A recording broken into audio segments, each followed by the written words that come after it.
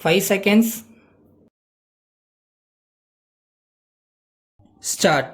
தலைவர் அவர்களே, இந்த பேரவையில் தமிழ்நாட்டின் முதல் அமைச்சர் அவர்கள் சமர்ப்பித்துள்ள வரவு செலவு திட்டத்தை பல சிறந்த அம்சங்களை கொண்டதாக நான் பார்க்கிறேன்.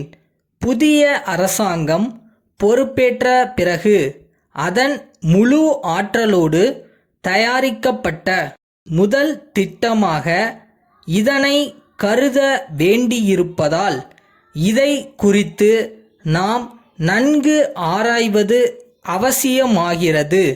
இந்த திட்டம் பற்றாக்குறை திட்டம் அல்ல. புது வரி போட்டும் பற்றாக்குறை திட்டம் வகுக்கலாம்.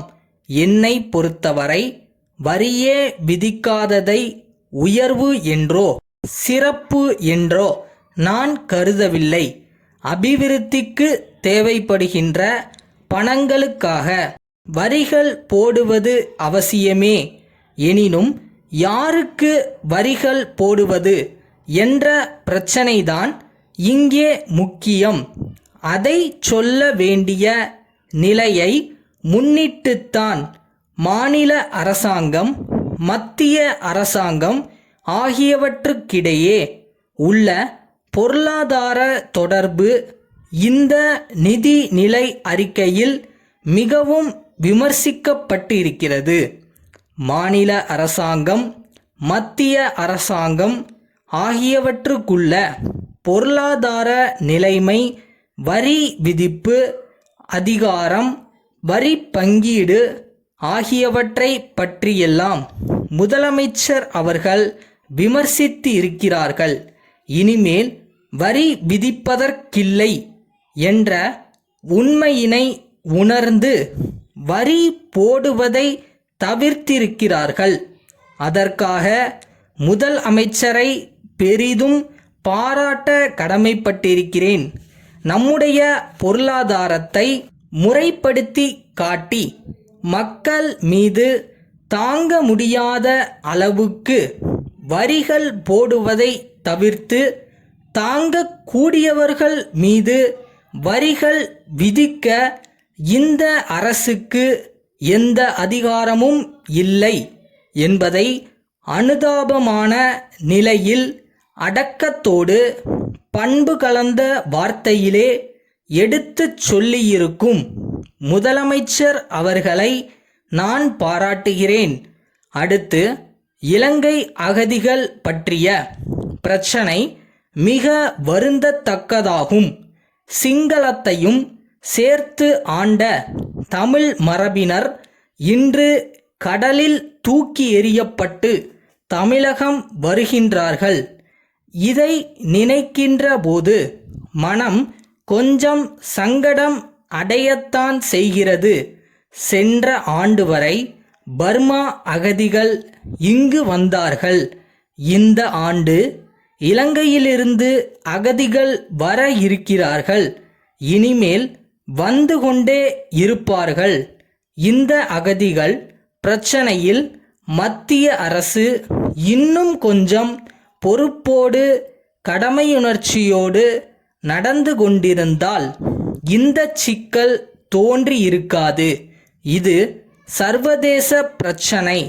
தாயகம் திரும்பும் அகதிகளை குடியேற்றுவதற்கும் அவர்களுக்கு புனர்வாழ்வு அளிப்பதற்கான வழிவகையினை காண்பதற்கும் மாநில அரசு வழிவகை செய்திருப்பதை எல்லோரும் பாராட்டி இருக்கிறார்கள். இலங்கையிலிருந்து லட்சக்கணக்கான குடும்பங்கள் வர இருக்கின்றன. ஏற்கனவே பர்மா அகதிகள் பற்றிய அனுபவம் நமக்கு இருக்கிறது. அவர்களுக்கு சரிவர நிவாரணம் ஏற்படவில்லை. இதற்கென தனி அதிகாரி ஒருவரை நியமிக்க வேண்டும். மற்ற அதிகாரிகளிடம் பொறுப்பை ஒப்படைக்காமல் ஒரு தனி துறையை ஏற்படுத்தி தனி அதிகாரியின் கீழ் அத்தகைய பொறுப்பினை ஒப்படைத்தால் அகதிகளுக்கு நல்ல முறையில் நிவாரணம் அளிக்க இயலும். திருநெல்வேலி வாணி பதிப்பகத்திற்கு அன்புடையீர். எங்கள் நிறுவனத்தின் பிரதிநிதி உங்களை அண்மையில் சந்தித்து நம் இரு நிறுவனங்களுக்கிடையே புத்தகங்களை பரிவர்த்தனை செய்து கொள்வது குறித்து கலந்துரையாடியதை நினைவூட்ட விரும்புகிறோம்.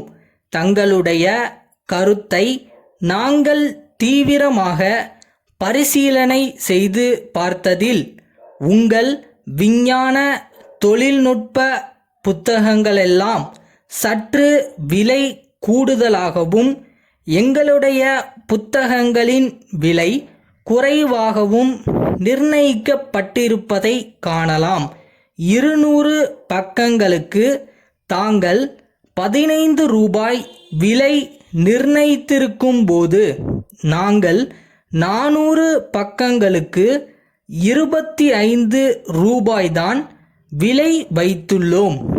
இரு தரப்பு புத்தக ஆசிரியர்களும் சமமான புகழ் வாய்ந்தவர்களாக இருந்தும் உங்கள் நூல்களுக்கு குறிப்பிட்டுள்ள விலை சற்று கூடுதலாக இருப்பதால் அதனை விரைவாக விற்பது கடினம் என்று தோன்றுகிறது. ஆகவே இதனை பற்றி தாங்கள் ஆலோசித்து தகவல் அளிப்பீர்களேயானால் சிறந்த ஒரு முடிவுக்கு வர இயலும். எங்கள் பட்டியலில் கண்டுள்ள சமூக நூல், வணிகம், தொழில்நுட்பம் ஆகிய துறைகளுக்குரிய புத்தகங்களையும் கவனிக்க வேண்டுகிறோம். ஆதரவை நாடும் தங்கள் அன்புள்ள பாரதி பதிப்பகம். டேய் தம்பி, முதல் ஸ்டெப்பு தான் கஷ்டம், மற்றதெல்லாம் கொஞ்சம் ஈஸியாக தான் இருக்குது. எப்படினாலும் விட்டுறாதீங்க, பிடிச்சி வந்துடுங்க.